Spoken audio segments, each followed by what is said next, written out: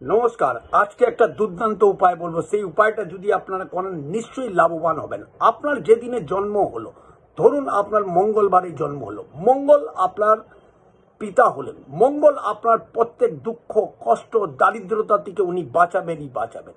মঙ্গলবারের দিন সকাল সূর্য উদয়ের সময় সেটাই আপনি যে হরা পাবেন, সেই হরাটা হয় 1 ঘন্টার জন্য।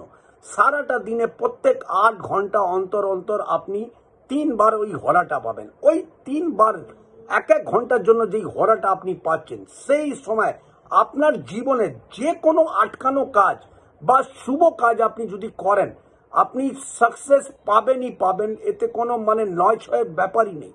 তার জন্য আপনি আপনার প্রতি সপ্তাহে যে কোনো বারে আপনি জন্ম হয়েছেন, সেই বারের হোরা সময় আপনারা কাজ করুন। আপনার প্রত্যেক 8 ঘন্টা অন্তর অন্তর সূর্য উদয়ের পর আপনি পাবেন।